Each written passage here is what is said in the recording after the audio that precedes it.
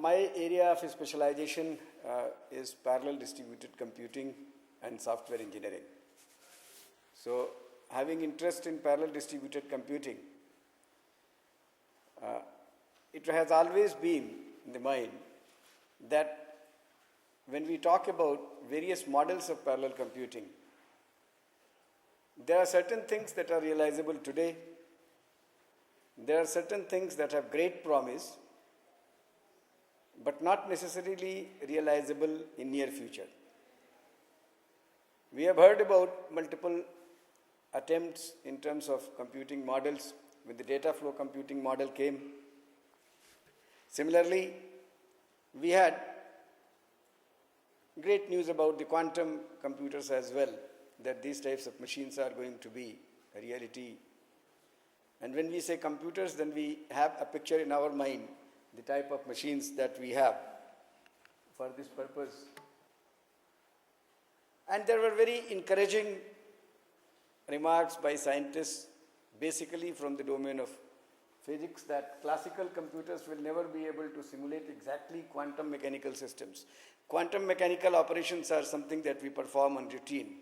Like if I have to search for an element, an array, and if the array is written here on a sheet of paper, my eyes can look at it, and in parallel, the mind can find whether that number is present there or not. So as a routine, the quantum mechanical system sort of computing that we are aware of, we have ourselves been doing, whether machines can do that. The classical computers would not be able to. In very few cases, they would be able to simulate what quantum mechanical systems do. If the physical basis for a computer is an explicitly quantum system for whose description the classical approximation fails, Benioff showed in 1982 how time dependence of quantum systems helps simulating classical computers based on Boolean logic.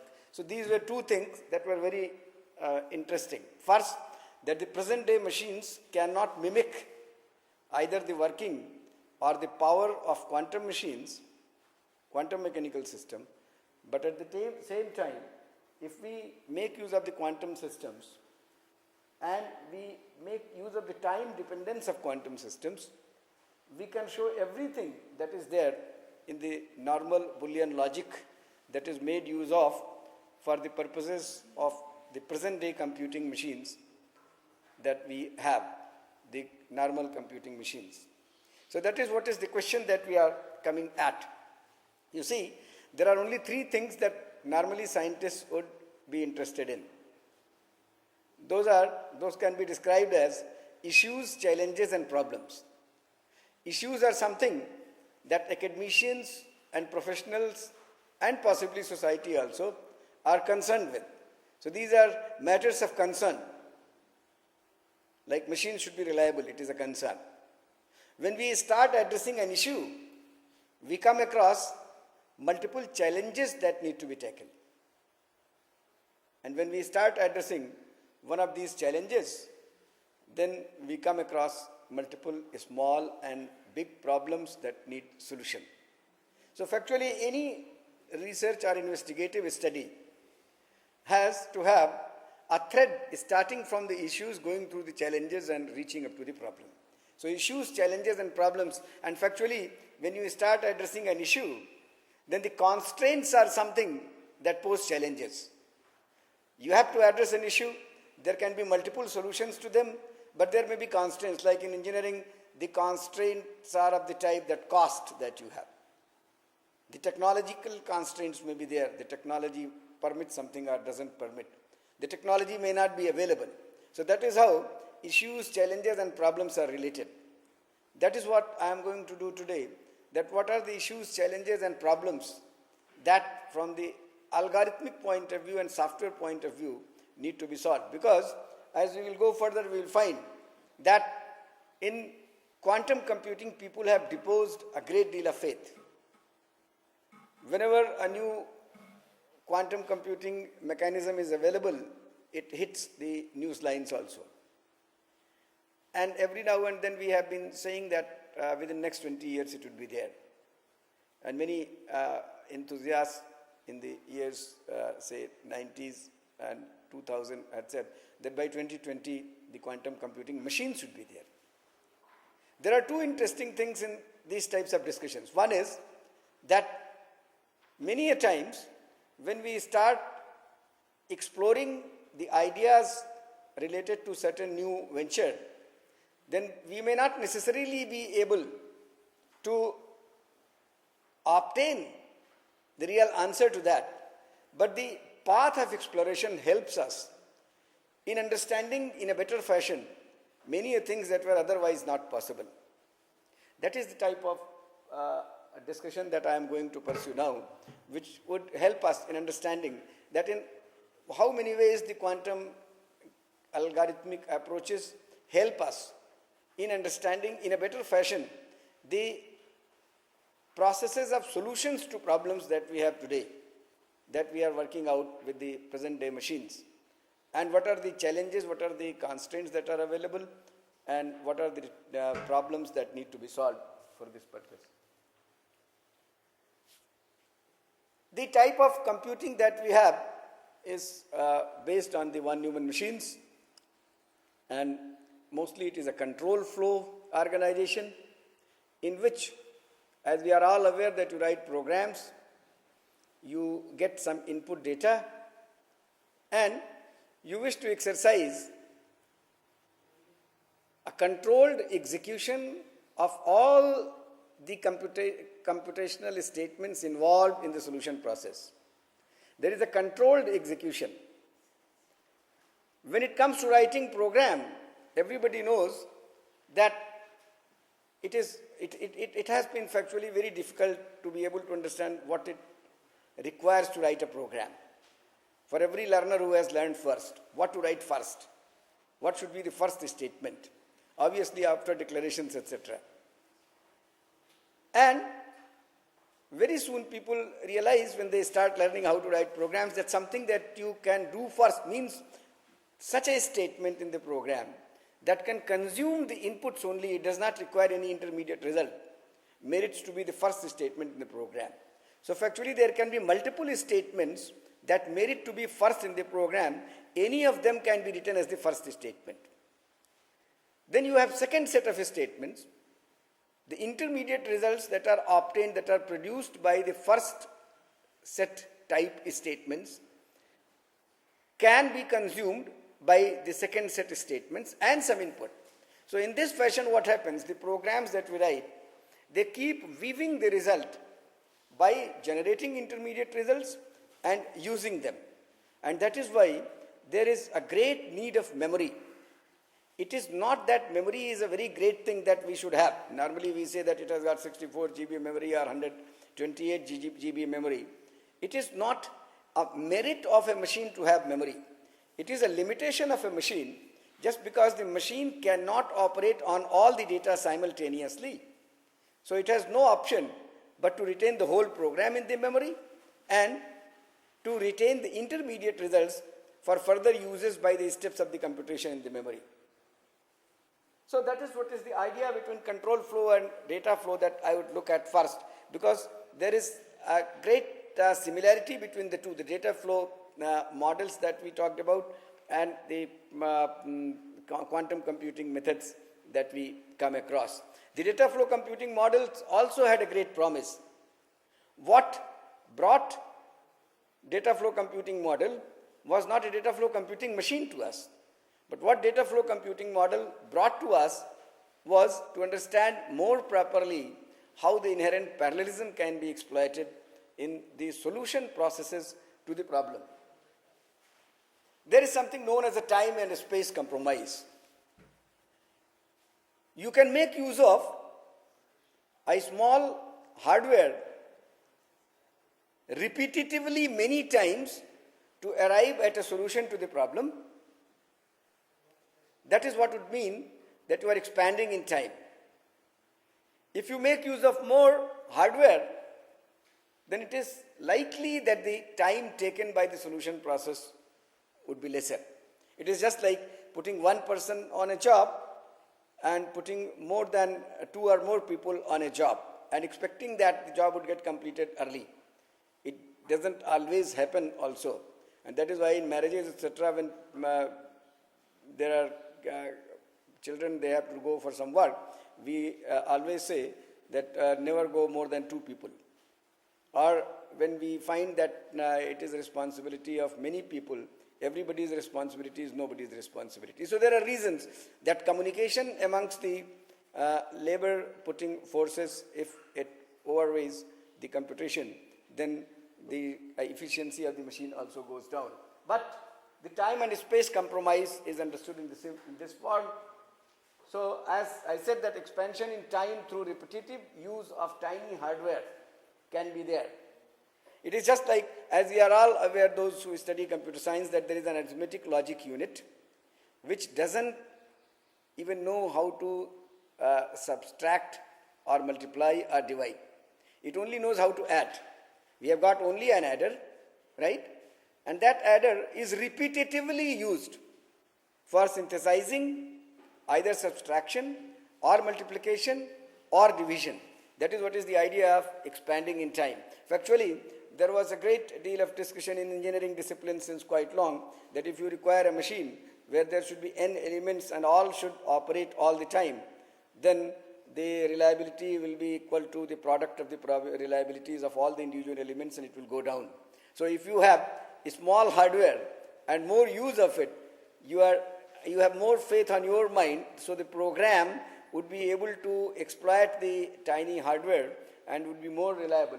But not always. There are problems in the software also, reliability point of view. Similarly, expansion in space is possible through multiple replication of simple sequential hardware. And that is what we know as parallel computers, that we have got multiple, or in that sense, the multi-core machines that we have today. That instead of having one compute engine on a chip, you have multiple such cores that are available, or multi-context CPUs, when you have got more number of program counters, so multiple threads, etc., can execute on the same processor at the same simultaneously. That is what is expansion in space through multiple replication of simple sequential hardware. So as I said in the beginning, that programs that we write today, they impose a sequential ordering. That is the, you see, what is a calculation and what is a computation. When we have 2 operands A and B, and we get some result C out of this, that is a calculation. If we make use of C as input of the next calculation, and if we can perform, say, D is equal to C into E, and factually we find another result, and we look at the result and decide what should be the next operation, then factually we are imposing an ordering on the total computation process. And that is what we learn. Factually, something that should have not been there. Our mind does not operate that way. Our mind operates a little in different fashion. But we have forced ourselves to read the computational processes and express them, imposing sequential ordering for everything that is parallelizable. That is what is learning programming. We say a great thing that I have learned programming. Means I have found the way of making everything sequential that could be parallel, because the machine cannot do it. So the exercise of programming imposes sequential ordering and make use of memory for intermediate results that are to be used by the subsequent operations, that are to be used, the memory is used for retaining the program also there. Data flow computing, on the other hand, makes use of infinitely many processing elements. We assume that there are infinitely many processing elements. That was the basic theory behind data flow computing model.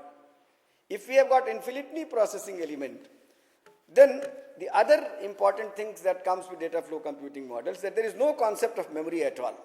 Just like memory is very important in the control flow computing, in data flow computing, memory is not there at all. Every operation of the solution process is assigned to one of the processing elements of the whole system. Now, some of the processing elements, as I said in the case of programs, would be consuming only the input operand, whereas the other processing elements may be ready to consume the input and maybe some intermediate result that has been generated by some other processing element. So in a way, in this way, what you can find is that programming as per the data flow computing model is nothing but to decide or describe the interconnections amongst these processing elements. And the great power of the processing elements of the data flow computing model is that a data flow computing processing element fires only when the operands are available. So if the input operands are already available, all the first processing elements should fire, and the other processing elements that have to wait for an intermediate result to be generated by other processing elements, they will keep waiting for the other output to be generated and to be consumed as input. So what happens is that here you do not require memory. The processing elements are assigned operations, and without any need of any memory, the 100% parallelism in the solution process would be exploitable. So these are the two extremes. One is the data flow computing model that doesn't talk about memory. It does not have a notion of memory. And the other is the sequential computing model that we have known. An individual P fires when both the operands are available, otherwise it waits. Simple. Multiple such P's can be interconnected by providing inputs as outputs of what it depends on, and consequently we get 100% parallelism and no requirement of memory is there. So these two extremes of the models are there. So data flow computing models were very helpful in identifying the parallelism that are available in the solution processes. The solution processes are something that do not depend on the machine that we have to make use of. Machines may be different. So the other important point about the machines that we are using and the machines that we may have when the quantum computers would be around as general purpose computing machines, and whether we should wait for quantum computers to be general purpose machines, has to be looked at from the, again, let us try to contrast the existing machines and the machines that we are expecting. The present day machines that are von Neumann machines, they are known as stored, they are known to be based on a stored program concept. The concept is very simple, but the consequences are great. What the stored program concept says, that the programs and data both reside in the same memory. It is very simple. We all understand they do reside in the same memory. But what we need to understand that how does it make a difference? So for a commoner, it is a simple difference that if you have a machine, you have got a memory. If you are playing a chess playing software, the machine becomes a chess player. If you are having a word processing program, word processor, if you have got music being played here, then it is a music player, or it becomes a theater sort of thing, whatever type of program you have. So behavior of the machine is defined by the type of program that you have. So it is not that all that is bad only about the machines that we have today. And possibly for not all types of problems we require quantum computers. That is an important point that needs to be noted. There are many things that can be done without quantum computers, and we are quite happy without that. So, and there is another important thing that comes, and there are other consequences also of the stored program concept. Because if data and program both reside in the same memory, you can write a program that can treat a program as a data and modify it on fly, something that is very much required. And there are certain types of codes that need not be modified during computation. They are known as pure codes. Like if you have a compiler, you would like as many instances of compiler appearing to people as many users are there on the multi-computer system. So that is a separate thing. So there are many possibilities that exist just because we have a stored program concept. There is another important point that we have learned from this basics are where that the idea of the Turing machine and computability. Not all types of problems computers can claim to solve today, or even we do not know the ways of solving all types of problems. Like when two people marry, whether they would experience a divorce, we cannot decide. We don't have an algorithm for that. But if there is a method, if there is a mechanical solvability possibility, then if we can propose a Turing machine for that, there is a computability that is available. And related to that, we brought forward something known as algorithmic complexity. That we started talking about if the problem size grows, how the time taken by the algorithm that will implement the solution to the problem will grow. And we came to understanding of classes like NP class that would have polynomial time. All polynomial time algorithms are good. Those cannot be polynomial time solution processes. There we have difficulty. And then people started realizing the question was whether such algorithms, whether such problems can ever be solved in polynomial time on some machine. And that is what brought, you see, as I said, just like the quantum computing would bring more understanding regarding solutions to problems. Maybe solutions, because general purpose computers may not be available, but understanding more and more how the solutions to the problems would be obtained, that would be possible by the quantum computing studies and understanding. And that is why it merits to be part of the curricula at various levels in institutions. That will help us in understanding if people start talking about algorithmic solutions to the problems quantum way.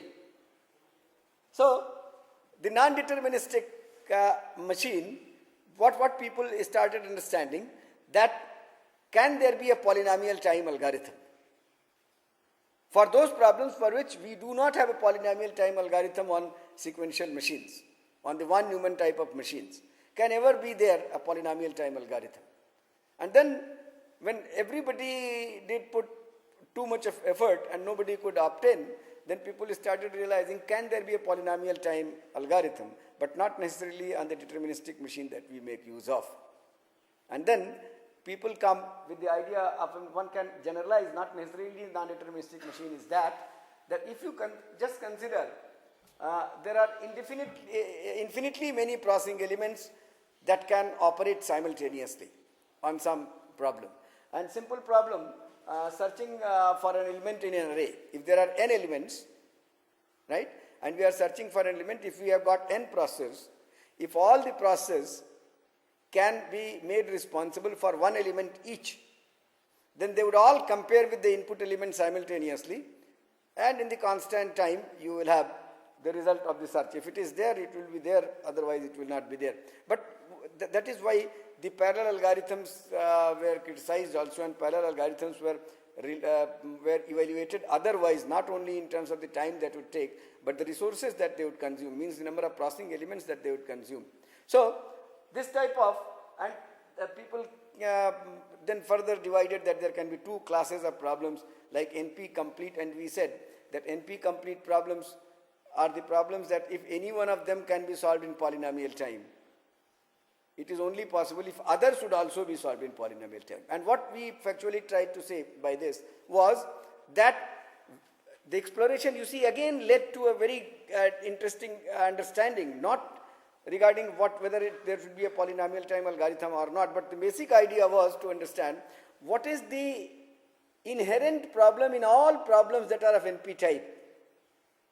That if that problem can be solved in polynomial time, all these problems can also be solved. And that was the idea of reduction and reducibility, that whether you can solve these problems through some other problem. And that is what led us to decision problems or CNF satisfiability problem, that if that, because factually that problem is hidden there. So whenever there is a problem in which the input size is n and you have got 2 to the power n possibilities, and all 2 to the power n possibilities need to be examined and evaluated, you will have the nature NP complete. So all NP complete problems are NP hard also. But NP hard will include some other problems for which we do not have algorithms today. Those problems will also be there. Or that cannot be shown to be solvable, or for which mechanical solvability is not there through the satisfiability problem, through the reduction, through the decision problems. If it is not there, then they remain in NP hard, but they are not NP complete. And that is where the decision problems have their roles. Another important study that we have had was the lower bound theory when you are a student of algorithmics. You see, one can analyze algorithms and try to know more and more about how good they are, or how two algorithms are attempting in the similar fashion but maybe with different tricks. Like, if you look at the problem of sorting, a straightforward sorting algorithm would take order n square comparisons, and it is quite understandable, it is very simple, that every element has to be compared with every other element. So there are n elements, you get order n square algorithm. But there are sorting algorithms that would take only order n log n, right? Means order n log algorithms are, log n algorithms are those algorithms that avoid certain comparisons that are done in order n square algorithms. That is the only idea. There may be many order n log n algorithms there are. They all do the same thing. They avoid the comparisons. So what you can look at is, you can start finding out, you compare how the problem difficulty, where does the difficulty of the problem lies. So there is a very good thing in mathematical sciences, that if sometimes it is difficult to solve the problem, many a times you can solve the complement of the problem that may be easy, and then you can come back. That is what all the transformations have been doing, right? So there is a theory that is lower bound theory, and what lower bound theory looks at, it doesn't deal with any algorithm that is available there. It tries to look at the problem that needs to be solved and tries to find out what would be the characteristic of the best algorithm that would be there for a problem to be solved. Like, if you are multiplying two n cross n matrices, what is the best time that you can have for matrix multiplication? So it says, because n square individual elements need to be computed, so there would not be any algorithm that can be better than order n square. We know 2 to the point some, this thing 2.37, the algorithms are available, Strassen's algorithm for matrix multiplication. But you can know that how much it can be reduced. So all these theories, what I am trying to say, whether it is a data flow computing model or the algorithmic analysis from the point of view, either the sequential or from the parallel, and same is the case of the quantum computing also. They help us in understanding the solution processes. That is one major thing. But let us again, where there are many profits, there are many benefits that are there with the quantum computing machines. And that is why it attracts us heavily, that we should have it.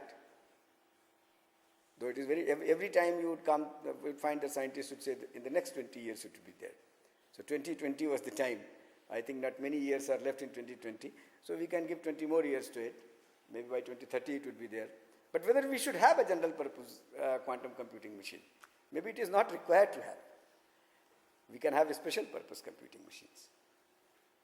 Doubling a classical computer's register length roughly doubles classical computing power. But adding just one bit to a quantum computer's register doubles quantum computing power. So it attracts us. But adding one bit, is that easy? The theory of computation, the problem is, what we have been thinking about, as I said in the beginning, that the human mind routinely performs quantum computation model. Routinely. The whole world works on the quantum mechanical system behavior methodology.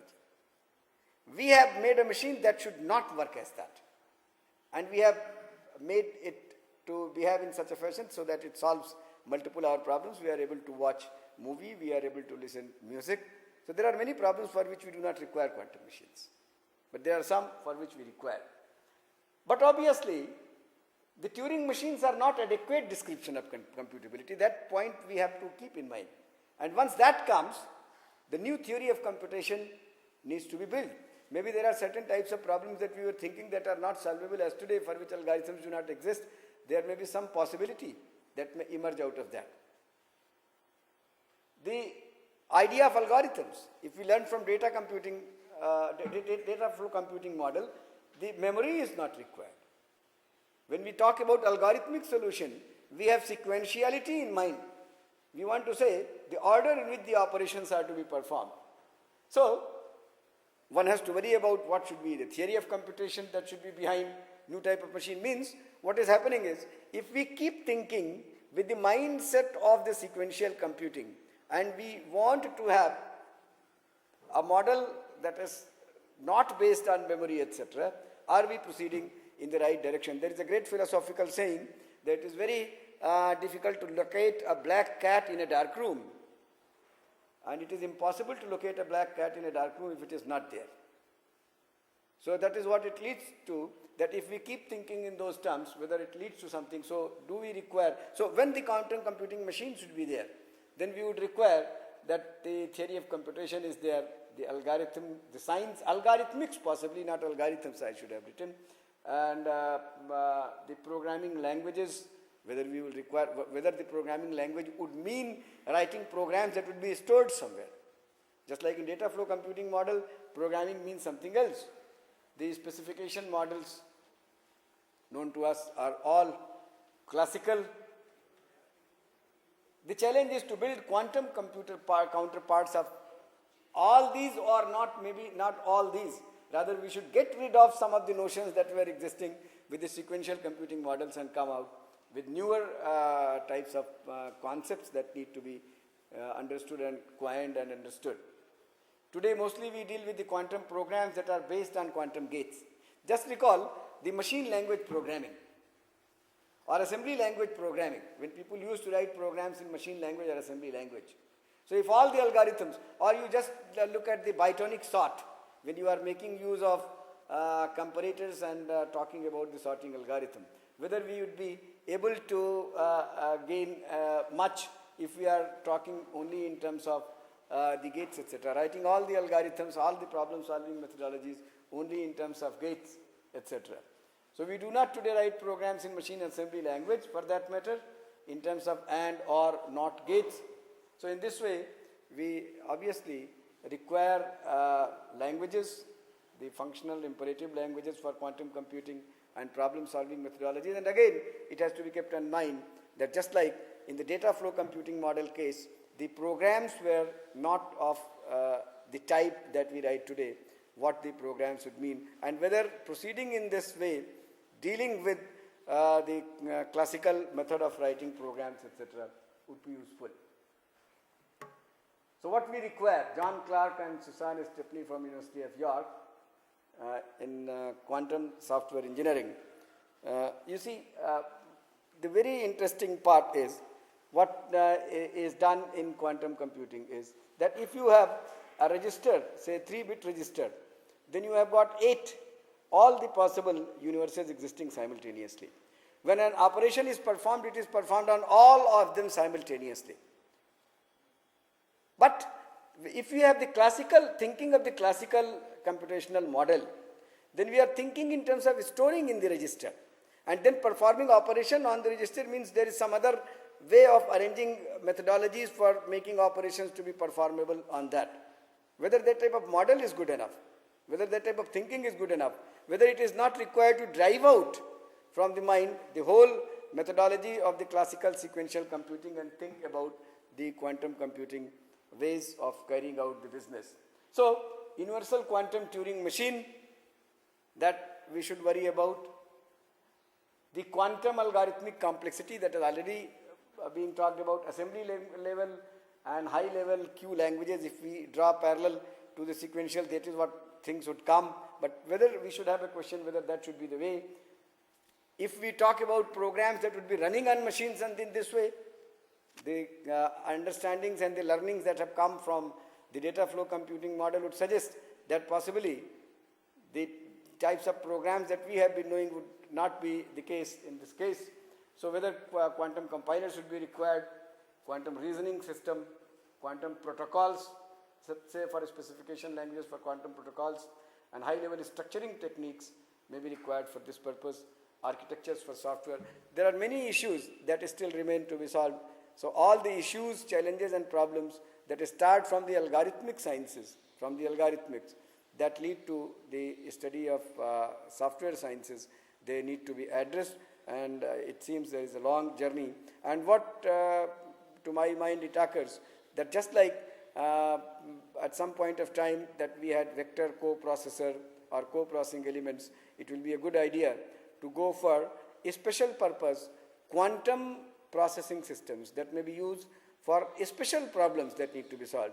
And for rest of the problems that can be solved by the present day machines, there can be a method by which a machine that is a hybrid machine that consists of the present day machines and makes use of a quantum computing co-processor or an accessory that can do the job for various purposes that may be there, and where they are required they can be put together at the same time, may be more useful.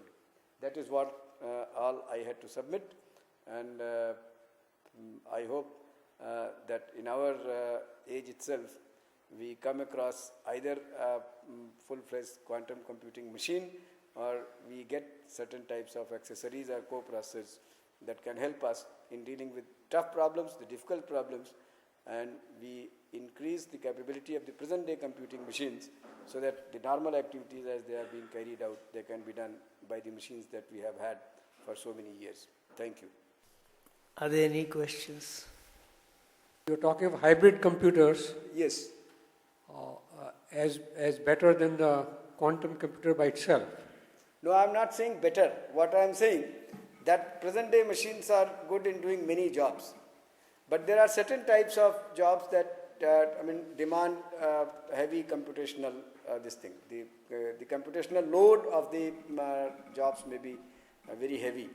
There, if there are certain types of co-processor sorts of things or accessories are available that are always required for that problem to be solved, and the machine is to do that problem only all the time, then they can be associated with it. Because what is happening with the quantum computing solutions is that for every type of algorithm you are inventing a hardware sort of thing, because you are deciding the algorithm in terms of the quantum gates, etc. So for making a machine, and that is why the machine has not been realizable as of today. I mean, the commercial availability of the machines I am talking about. In the laboratories, obviously these things are existing, but the commercial availability has not been possible. And that is why most of the interest still remains in the field of quantum people from chemistry and physics. If it has to be a realizable machine, it will be a good idea to proceed in humble manner with a co-processor accessory sort of thing, start getting done, and that was the case in many ways. Like the graphics co-processor unit, the maths co-processor unit used to be separately available in the computing machines earlier. Now all are integrated. And as we advance with the availability of quantum hardware, that miniaturization may also be possible. And if it can be made available in a processor, obviously that would be the best thing to happen. But what I am saying, that every time we are saying that 20 more years, and unable to build in true sense a pure quantum computing machines. So there is nothing bad in starting with a hybrid machine, and then as and when the physical realization of the quantum hardware would be possible, that can be taken up.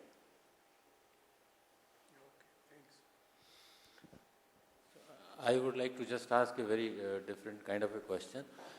See, is there also the market, the way we have all the processors getting built by different corporates and Intel, for instance. So there seems to be a very strong lobby of these corporates, perhaps not encouraging the activities in the area of quantum computing. Do you agree to this? I don't think so, because if it is really realizable for as a general purpose computing machine, they are the one who would benefit from it. I mean, as of today, there are not many companies that are competing in this. There are very few. There is a good deal of monopoly. So if it is easily realizable, they would be very happy to do it. But at the same time, partly you are correct, that they don't find it very interesting to invest heavily in this. Yes, because in immediate future, it is not going to be available. And that is why the academic pursuits have been more important. And there have been certain organizations, obviously IBM, etc., some companies have been there that invested heavily in the very beginning, and that is why more of realizations happen. But even then, the idea is very good. As I said, the study of the NP class, etc., or the data flow computing model, whether machines were there or not, whether polynomial time algorithms we have today because of that or not, is not important. But the total understanding of the computer science, the interest of people in solving problems, in learning techniques of solving problems. You see, a sharpening of intellect has taken place by studying these things. And that is why, at least in the curricula, immediately quantum computing should be brought in, so that that sharpening of intellect in terms of the total exploitable parallelism is identified. When you start thinking at the quantum gate level, the way problem can be solved, you understand the inherent parallelism that is there in the solution problem. And maybe you don't end up with a quantum computing machine performing that solution, but you end up having a good algorithm in place of the older ones that you have had. So that is a good idea to start with, and that is why I think the institutions that would bring in course work at the PhD level, or maybe some introductory course at master's or bachelor's level, they are going to have their students graduating with more sharpened intellect in that context.